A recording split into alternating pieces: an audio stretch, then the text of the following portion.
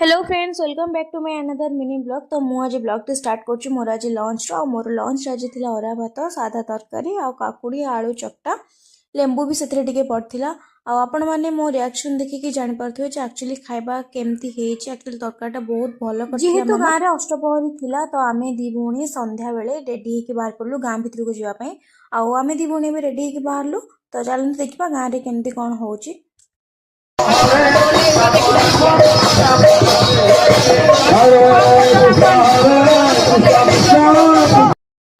AD Kullu आसीची आज अष्टपर देख कुल्लू कह कैमेरा रे कौन कहछ ताको निद लागुची से दउची मते केंदा खाले बळे मो कुल्लू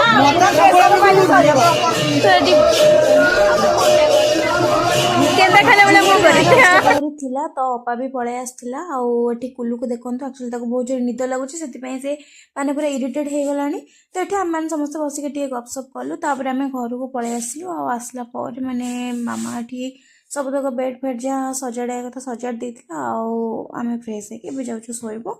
आपण मैंने भी चाहतु शोबे। तो रही फ्रेंड्स, देखा नेक्स्ट वीडियो रे। जय जगन्नाथ।